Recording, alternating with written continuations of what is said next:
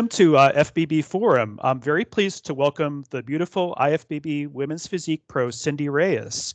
Cindy got her pro card at the 2020 North Americans and most recently competed at this year's Savannah Pro. Welcome, Cindy. Thank you for joining me. Thank you, David. I'm so excited to be here. We've been connecting via social media for quite some time, and it's good to actually put a face with the name now.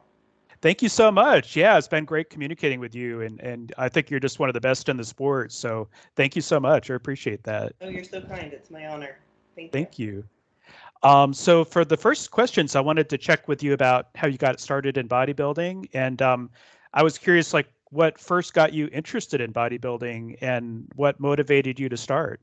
Oh, so that's a little bit of a loaded question. I've always been a very avid gym goer. I was pretty athletic, and let's see, my first gym membership was probably 17 years old.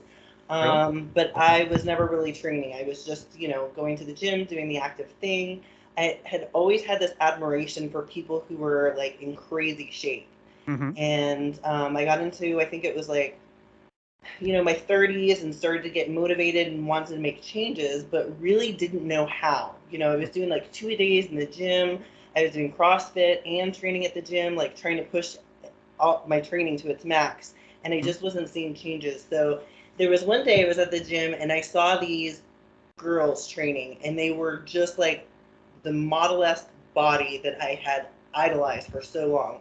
Wow. So I went up Okay. and talked to them and found out, that they were training for a competition. And I was like, all right, well, if that's what they're doing, then I need to do that too. So Yeah. started talking to people and looking into it. And then I came across one of my friends at the gym who was a trainer, and chatting with him, found out that he had competed in bodybuilding in the past. Okay. And that was a huge inspiration for me because he was a heart transplant recipient.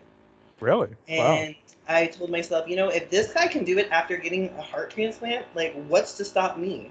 Hmm. So I started researching and found a coach and jumped right into it. Wow. The heart transplant. That's amazing that he Yes, was able to do yes. that. Wow. Because that's really impressive. Yeah, that is truly amazing. You're pushing your body to the max, and then here's somebody who's received a heart from somebody else, and, all those considerations with anti-rejection medications and just general health that he had to persevere through. So it was a huge inspiration for me. Wow. That's really cool. That's Yeah. terrific. Yeah. I was curious, when you were before you started competing as a bodybuilder, did you have a bodybuilder as a role model when you first started, and do you have a the same one or different one now? So I first started competing back in 2013, and if Hmm. you remember, that's the first year they have women's physique. Yeah. And so my role model was definitely Dana Lynn Bailey. Oh She yeah. was the one that had the social media. She had a great presence. She was always putting out content. So I would follow her stuff, and she was a huge inspiration. Her and Juliana Melicarni Hmm. are what kind of motivated me when I first started my journey. Okay. And the longer that I've been, it's kind of the people that are active now that motivate me, um, seeing their posts and their transformations. So people like Andrea Shaw, Chelsea Dion, Michaela Aycock, Brooke Walker, all the people that are at the top of the sport now. Yeah, sure. That's great. Yeah, I think I've actually heard that about Dana Lynn Bailey Oh yeah. from several people for the podcast, and yeah, she's very much a motivator. I think she's almost like the Rachel McLeish of the 2000s in a sense, Yeah. because she got a lot of people to come in and She did because she had a strong presence on social media. yeah. She put a Hmm. lot of content out on Instagram as well as YouTube. And so I think people were just drawn to that. I was just starting in the sport, so I watched a lot of her content and just learning, little things like what it was like to go through prep and posing and training hard, and all of that really drew you to her. And Yeah. she was so personal when she did it. Yeah, that's true. She was really popular with the fans too, Oh because yeah, she had just such a great look, and yeah. yeah. Yeah. Um, and when uh, before you started in bodybuilding and training, did you have a sports or athletics background? So not really. No, I had done a little bit of track and cross country in high school, but I only did that for 1 year. I was Okay. never really into competitive sports, but I always enjoyed being athletic. Like Hmm. even in my 20s, I would when I was in college, I would go out and do trail rides with the bike. I would do beach volleyball. I would be in the gym. I just loved living an active lifestyle. Okay, So good. I think as I got older and got into bodybuilding is when I really started enjoying like the competitive aspect of it, right? More so than just going out and being active. Now I have something to strive for in the gym, something that I'm working towards.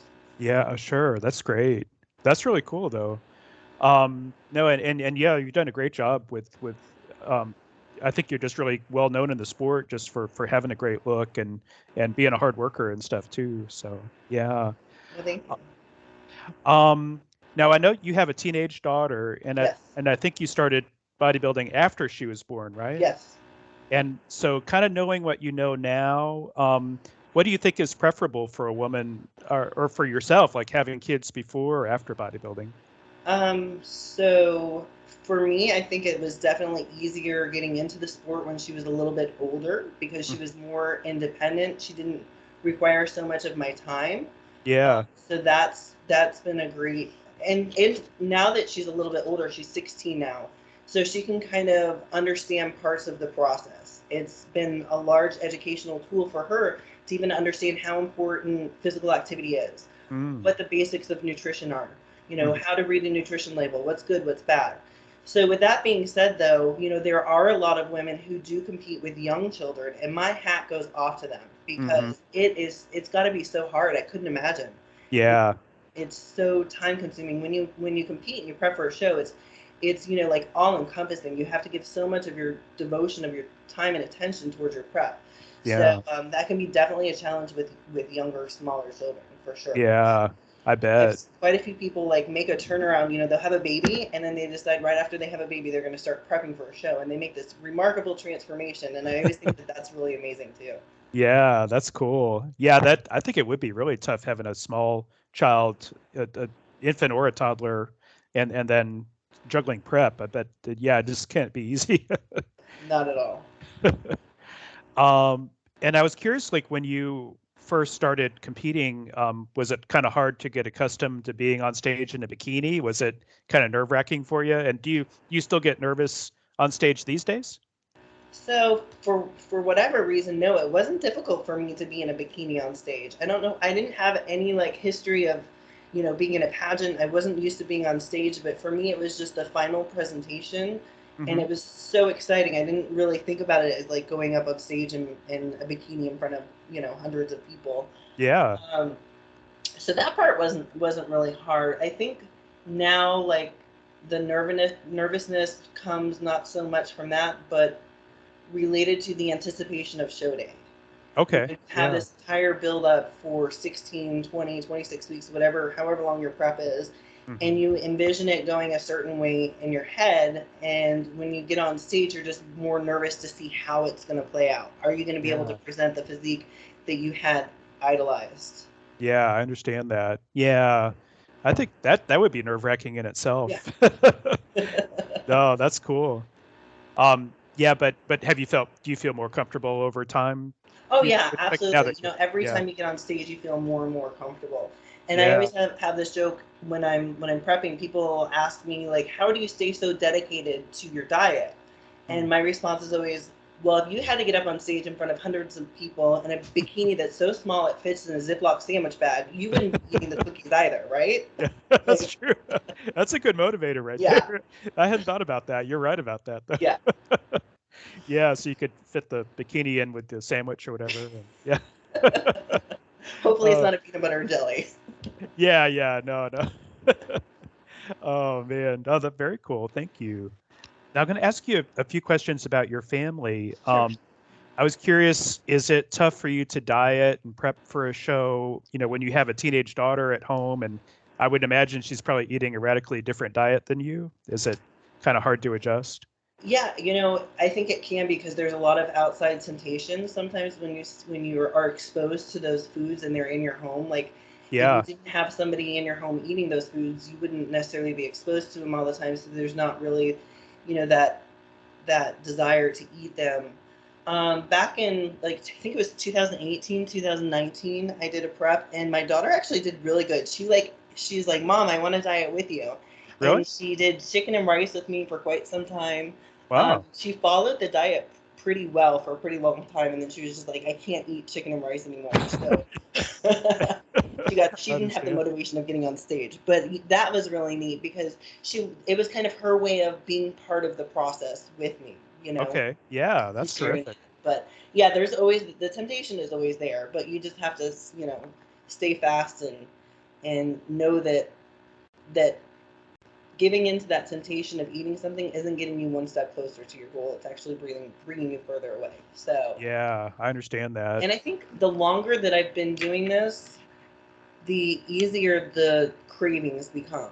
When Yeah. you first start competing, you feel like you're missing out on all of these foods. Yeah. But then the longer you're in it and the more you get used to eating clean foods, you realize that, you know what, this is just a short period of time. Hmm. And after the competition is over, then the food is still there. You can still enjoy it. It's never going away. Yeah, that makes sense. Yeah. I think that's great that your daughter did try to do a prep with you like that too. But yeah, the chicken and rice would drive me a little bit crazy, I think. I'd just be just too much sameness, and Yeah, no, not much variety. There's only so many different sauces and spices you can put on chicken, but it's still chicken. yeah. That's terrific though. Thank you. I was curious, what are your parents and your other family members think about your bodybuilding career, and are they supportive of it?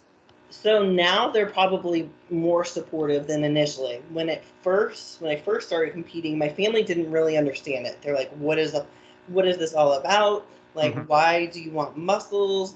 Why do you have to eat at a specific time? Why Hmm. can't you eat what we're eating? And over the years, now they've become a lot more accustomed to it, and they know when we do a family gathering, like they don't need to plan food for me. I'm going to bring my own food, and it's just kind of Yeah.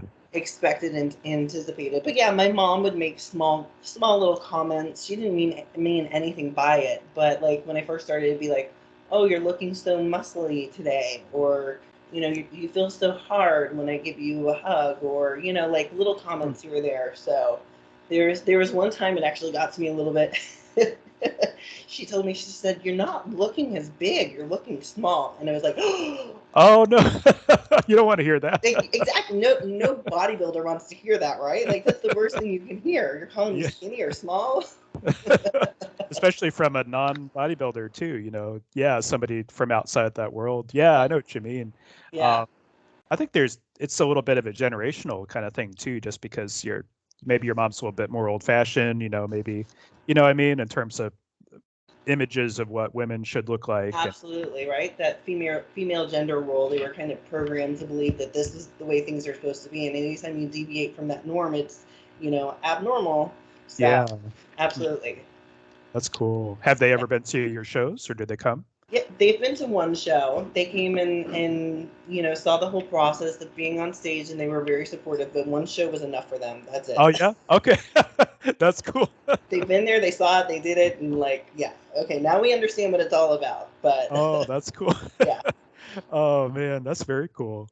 Um, I was curious, how long has your husband David been a bodybuilder, and how long has he been a coach, or oh your boy. coach, I should say? So David, I joke around with him. I call him a dinosaur because he's been around since the beginning of time. He started competing back in 2004, so Wow. he's been competing for 18 years, and he's been an active competitor almost that entire time. I think there's only been like 2 years that he didn't compete.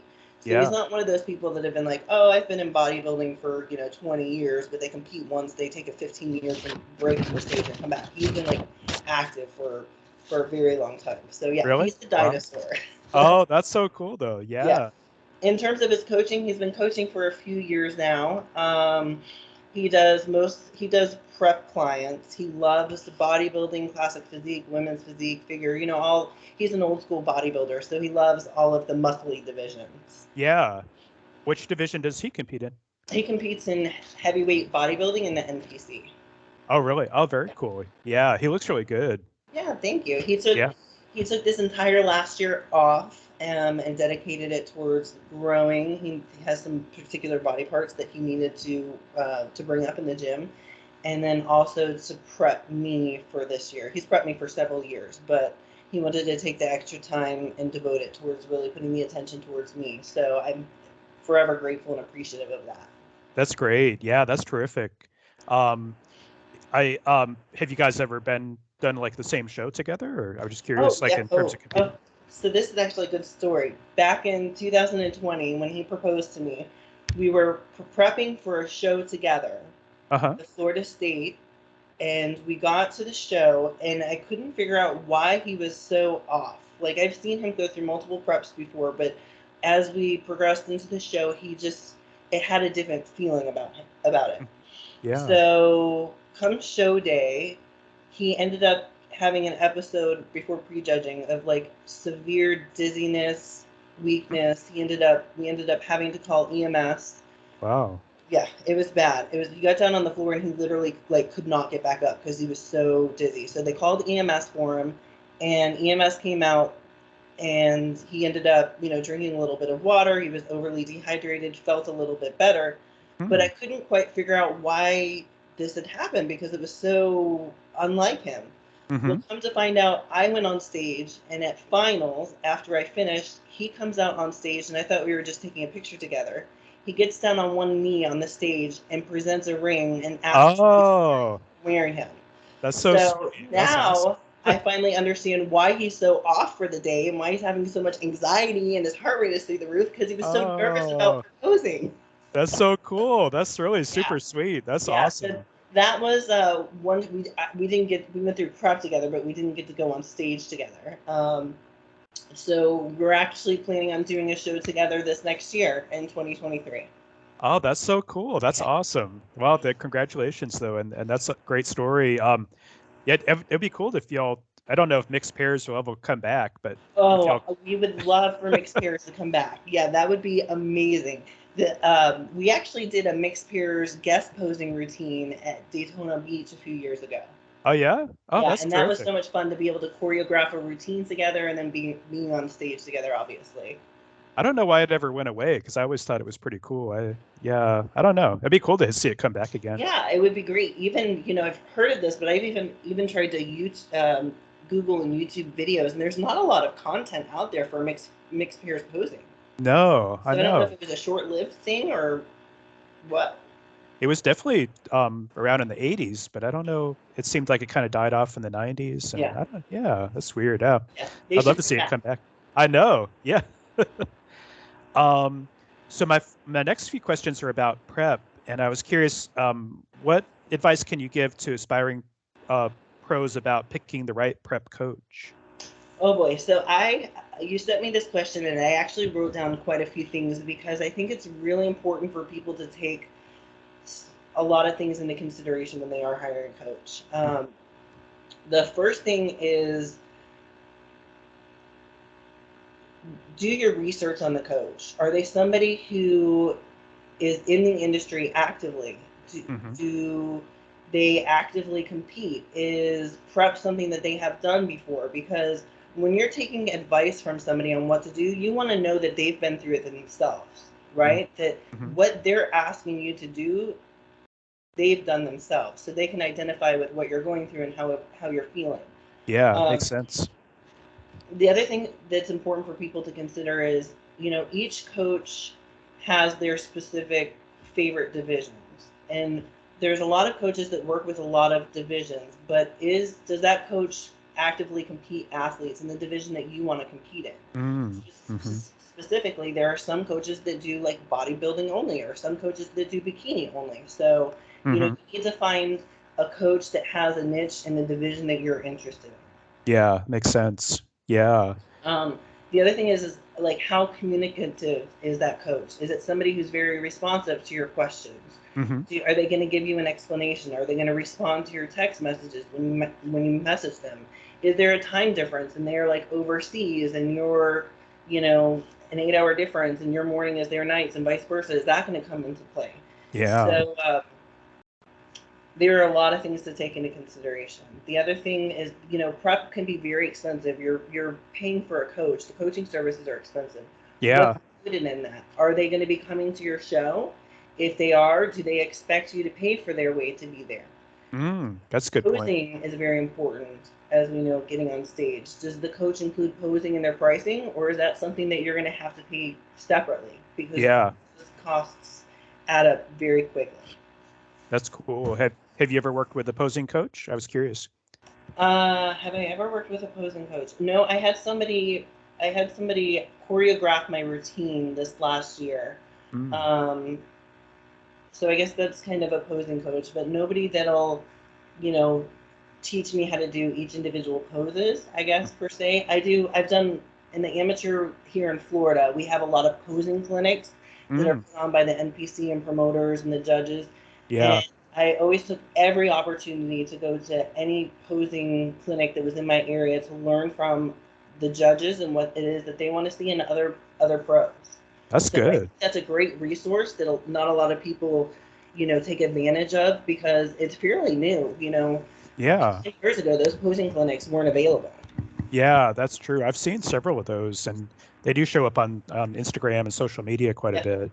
Yeah, that's good that the NPC offers that, I hmm think. Yeah, it's a Yeah. great way to get free posing coaching. So Yeah, that's true. Kind of good networking too, absolutely, yeah, it's yeah. a good way to Mhm. get your name and in front of in front of the judges to meet other athletes. I mean, often the people who show up at the clinics, you'll find a lot of them are doing the same shows. So it's great to Yeah. make connections with other people before you get to show day. Yeah, that's true. Very good. Yeah, thank you. That's great advice, by the way. I appreciate that. Thanks. I was curious what food item kind of lives rent free in your head during prep. Oh, all the food. So this last year, I didn't, like I said, I didn't have a lot of cravings, so that was great. But for me, it's always after the show, I always want to eat chicken parmesan. I Mm. love chicken parmesan. There's a place here in Mount Dora that has excellent chicken parmesan. Hmm. And then I'm a big sweets fan, so I really like these Starburst jelly beans. Oh yeah, Oh, like I'm not a those are jelly good. bean person at all, but I found these jelly beans a few years ago, and they are like my kryptonite. Those are Yeah, really tasty. Oh yes, you can't have a bag of those hanging around the house no, when definitely prep's going. not. No, that's awesome. Thank you. I was curious, like, what is your favorite body part, and which body part do you think needs the most improvement? Oh, probably my favorite body part would be delts and back. I Mm. remember being in the gym one time when I first started training, and I saw this guy training on the Nautilus lat pull down. And I was like amazed. I could see, as he was doing the motion, I could see all of the detail in his back muscles. Yeah, And I was that's like, amazing, I want huh? to be like that someday. So Yeah, yeah, every time I turn back, like that runs through my head, seeing that person. that's great. So yeah, probably favorite would be delts and back, and then most improvements that I need to make glutes and hams. Definitely, that's something that we've been hammering for the last year, super hard. Okay. Um, and then always my conditioning. Okay, sure. That's great. Yeah, your delts and back are excellent. Yeah, Yeah. you look really good. And um, I was curious, what would you say is the toughest aspect of prep for you? Toughest aspect would probably be time management. Um, Hmm. you know, there's so much involved in prep. Unlike any other sport, it's not like you can go to the basketball and practice basketball for an hour a day and then come game day and compete. You know, everything everything comes into play when you prep. Everything from Yeah. the amount of rest and recovery, the amount of sleep, your food, like it's all encompassing. So I spend a lot of time in the kitchen preparing food, and once we get to like double cardio, it's like you're dedicating at least 3 hours of your day towards cardio training, and that doesn't Wow. include the meal prep. So you have Mm. to be able to manage your time and balance everything, and sometimes that balance is incredibly hard because Yeah. you only have 24 hours in a day, and you still have to sleep. Yeah, that's true. Yeah. Do you get enough sleep during prep? Oh yeah, yeah. I always make it a priority. For me, it's minimum of 7 to 8 hours of sleep every night. And if I can't get the sleep in, then trying to take restful naps throughout the day. And then this last prep, actually probably the last 2 years, we started splitting cardio up into like 3 times a day instead of 2 long sessions. And I Okay. found that that was a lot easier in terms of time management as well because now I don't need to take an hour block out of my day for for cardio session 1. I could split that up into like, 35 minutes. So 35 minutes is a lot easier to carve out than an hour, right? Yeah, I So understand that. Yeah. I was thinking just the prep brain, where you're just kind of exhausted toward the end. oh, That's got to be really challenging too. that's extremely challenging when you get to the end, and it's hard to even like articulate your thoughts, or to have, you get brain fog and you can't remember things, and that's when I start writing things down and making lists, and your energy is just completely sucked out of you, and you don't, you sit down on the couch for 5 minutes and you're like, I don't even want to get up and move. So Yeah. that is another really really difficult aspect. Yeah. But I try to do things at the end, like find motivation when you are exhausted. Like Hmm. usually that's when I start planning my makeup and get my suit in for my suit sponsor. So those little things like help bring you more energy and motivation through the end of Sure. the. Okay, that makes sense. Yeah. Very cool. Thank you. Mm-hmm. And my last few questions are kind of a little miscellaneous. But I was curious, do you or David suffer from body dysmorphia? And if so, how do you kind of handle it or keep it under control? Oh God, I think every bodybuilder suffers from body dysmorphia for one degree or another. Hmm. It once you see yourself that lean on stage, that becomes your benchmark. And anytime you don't look like that, you feel like you're not at your best. You Okay. know? Yeah. Hmm. And for me, the first year was particularly hard, I think, Hmm. because I had worked so hard for so long to attain that level of leanness and get on stage. And bodybuilding fitness started to become part of my identity, right? It's how people started to know me as me, Cindy who's fit, Cindy who does bodybuilding. Hmm. And once you start to reverse that from your show and add the weight back on, you feel like you don't quite look as fit, and Hmm. people aren't going to perceive you the same way. And it Yeah, I gives me see. a sense of a little bit of who you are in your identity. Hmm. So that was very difficult the first year, but each and every year it gets easier and easier. You start understanding that you can't maintain that level of leanness for a long period of time, that it's not healthy, that you need that regulation back in your life. Yeah. And And at the end of the day, like, you have to realize, even me not at my leanest, right, and off season, I'm still more fit than probably 99% of the people out there, no right? doubt. So Yeah, I feel definitely. like I'm horrible, but when you compare it to the general population, you're like, you're still the fit person. So I Yeah. always try to remember that like, it's okay. It's not gone forever. It'll come back. Yeah, that's And true. so yeah, I think we all suffer, from one degree to another. I guess you have to keep in the back of your mind you need the off season to help you grow and improve Absolutely. too. Yeah. So and for health too. I mean, you From can't. hormonal aspects, from central nervous system, adrenal fatigue, all of those things can come into play if you're too lean for too long. And Yeah. then, that's when your improvements are made, is in your off season. So if you're looking to add muscle and fill out your frame and your physique, you can't do that when you're in a caloric deficit. You have to Yeah. do it when you're in a surplus. In order to do that, you have to add on more body fat. So Yeah, I that's think the true. longer that you're in it, you start to gain that understanding, and it's definitely helpful. That's cool. Does David suffer from it too, do you think? I mean, is it different for men, do you think?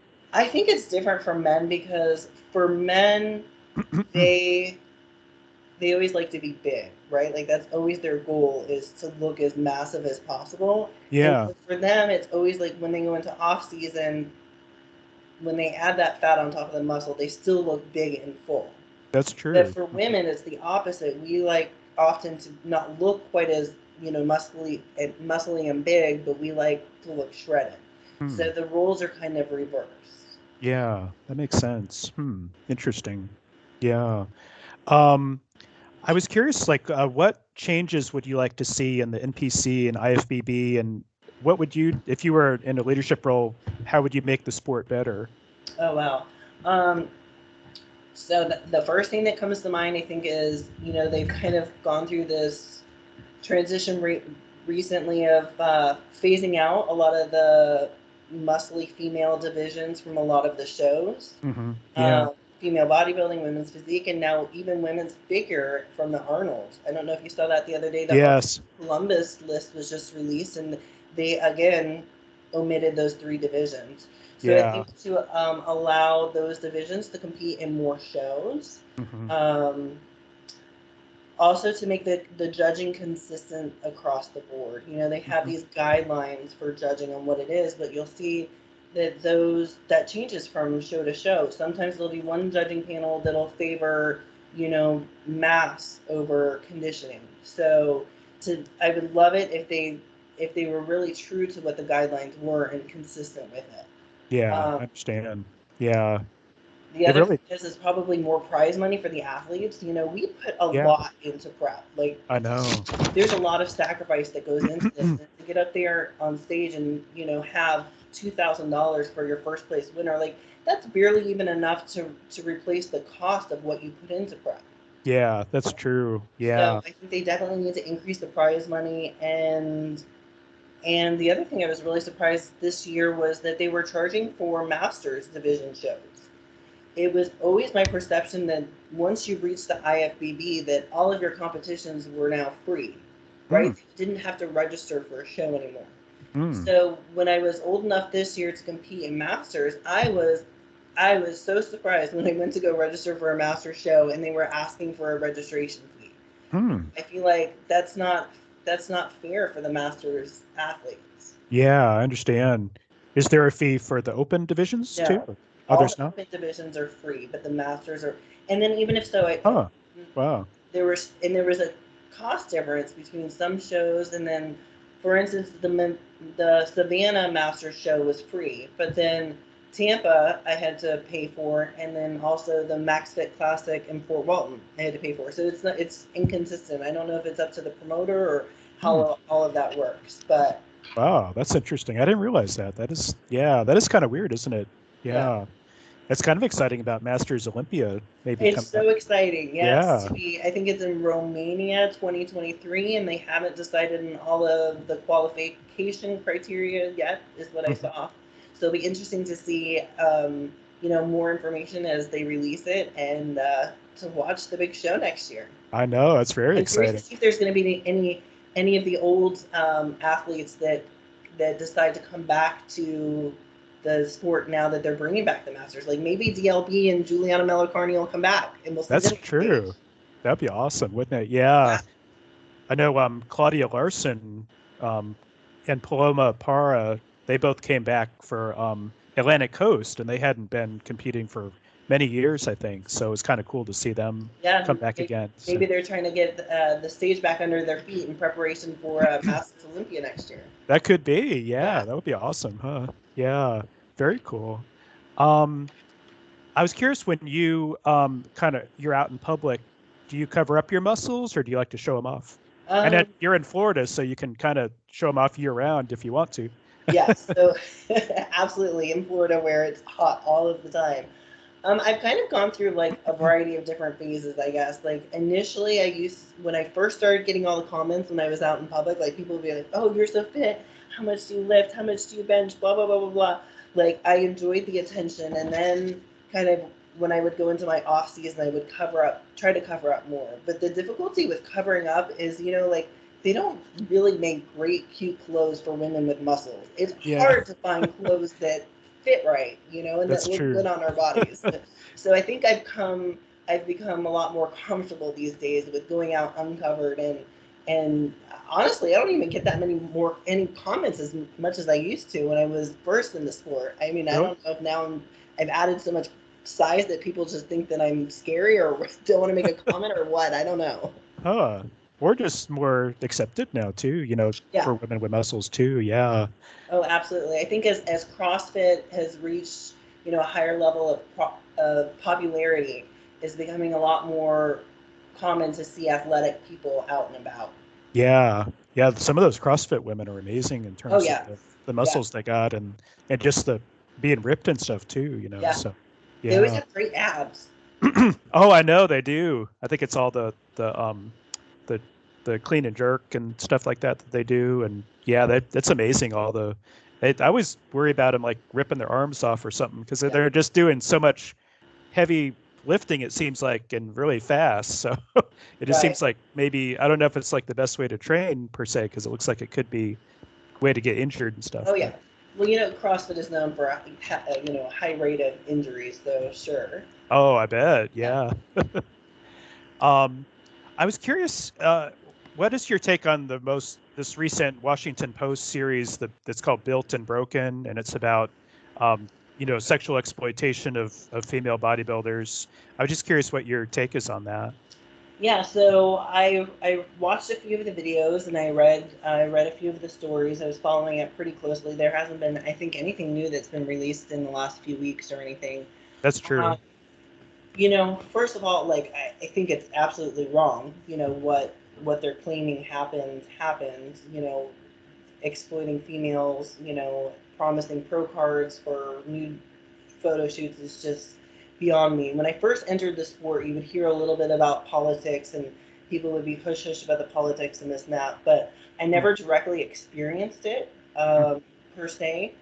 So I did notice that a lot of the interviews that they did with that particular story were a lot of athletes that were in the sport quite some time ago. I don't yeah. remember, but early 2000s. So I thought that was a little misleading to the public. Like, Hmm. they're presenting that this is something that's currently occurring, but yet it wasn't and happened years ago. From my understanding, the website has been shut down for many years. Yeah, that's true. So there was a backstory that I read somewhere. I don't know if it was part of that Washington Post series or not, but they talked about the IFBB Pro Elite Yes. Federation and how that whole backstory. So that was very enlightening. Mm-hmm. Yeah, it's I'm pretty glad, interesting. the IFBB seems to be taking some steps. They released the press release, I believe. Um, they also formed the committee, so I'm hoping that this will be a step in the right direction for making some changes if indeed, these allegations are true and it still is occurring in this sport. Okay, yeah, I think I do. I think that maybe some of this outside scrutiny could maybe help in the long run Oh, because, absolutely. Yeah. yeah, because bodybuilding is a very kind of insular world, in a lot of ways, and the outside world doesn't necessarily know about it. So to get like a big splash, huge article like that in Washington Post, I think makes people feel uncomfortable for one thing, bodybuilders in particular, but it does kind of shine a light on some of the issues that have existed, for years maybe. So yeah. Absolutely, absolutely. It's just unfortunate that all that attention is in a negative aspect. Yeah. Yeah, I agree with you on that. Yeah, that's true. Yeah, it wasn't much positivity at all in that series of articles. No, Yeah. no. Um, But like you said, hopefully this can be the light that needed to shine in order to bring change in the industry, you know? yeah, that's true. Yeah. Um, um, I was curious, could you speak a little bit about your coaching experience, and are there any clients that you're particularly proud of that you're working with now? Yeah. So my husband and I have a team, Team 44 Physiques, and we do both bodybuilding prep and lifestyle clients. So Okay. that means anybody that has um, any lifestyle clients, anybody that's looking to lose weight, to gain muscle, but doesn't necessarily have any aspirations of getting on stage, because I understand that bodybuilding is extreme and that doesn't necessarily have to be everybody's goal. That's true. So Mm. I love working with those clients, and then David takes all of the competition prep clients. Oh, okay. He absolutely adores that. He is very strict and very regimented. So for him, it's difficult, like with a lifestyle client per se, if they are like, oh, I had family in town and we went out to dinner, he'd be like, well, that's not on your diet. Why did you do that? So that doesn't necessarily work with our lifestyle clients. So he does really well with our prep and bodybuilding clients. Oh, that's So, cool. That's great. yeah, I think, we've been coaching for several years now. Proud of absolutely every one of our athletes because, you know, it's a big accomplishment to make it to stage. There are Yeah. a lot of people that try, that say they want to prep, and they don't necessarily have what it takes, and they don't make it to stage. So, I mean, everybody that does, it's a huge accomplishment, and ever so proud of them. We have an athlete now who's getting ready to do nationals next week, and I'm just so excited for her. She was a NPC figure athlete, and she just crossed over to women's physique this year and made her debut at a local show. And then she wasn't supposed to do nationals, but she got the fire underneath her after she was on stage, and she was like, "It's only a few more weeks, so let's go ahead and do it." Oh, So that's great. we're getting her ready for the stage now. Like I said, just next week, and I'm absolutely elated. She's gonna do wonderful. I've So seen pictures of her. Yeah, yeah, what's her name? Taysir Ortha. She's Yeah, she's terrific. based out of Gainesville, Florida, in your area. Oh, very cool. That's Yeah, great. Yeah. No, she's really terrific, and I think she's got a great future in the sport for she sure. has she's not only does she have the physique, but she has the passion and the dedication. This girl is like dotting every I, crossing every T. She does posing videos every day. She's following her diet. She's doing absolutely everything in her power, and those are the type of clients that we love to work with Mm. because they share the passion you know Yeah, I can tell. I mean, it's just looking at her results, and yeah. she's done a terrific job. Yeah, she looks really awesome. So, and congrats to you both for her doing so well. So, Thank you. Yeah. yeah. Um, so I had just one more question for you. Is there anything that I didn't ask that you would like to address in the podcast? Yeah, so I think I would really like to instill in any of the athletes, competitors that are watching to really just enjoy the journey of prep. We put so much emphasis on getting on stage and what that final day is going to look like that it's so easy to get like pigeonholed into that mindset and forget about where you are now and the progress that you've made and achieving everything day by day, that you really have to enjoy the entire process, not just getting on stage. And Hmm. if you can learn to do that, you will be so much more fulfilled in your journey. So Hmm. there's one Facebook post that I saw years ago when I was prepping, and it really hit home about enjoying the journey. It's something that I read to myself every year when I get in those exhausted states and I just need that little extra motivation to push. And Hmm. I'd love to share it with you guys. Yeah. Have to bear with me because it's just a little long. Oh, Okay. yeah. No problem. It says, "One day you will walk off stage for the last time. One day you'll hang up the suit forever. One day you'll put the jewelry and stage makeup in the closet, and there it will stay. You will forget the feeling of walking in 5-inch heels, no heels there, here.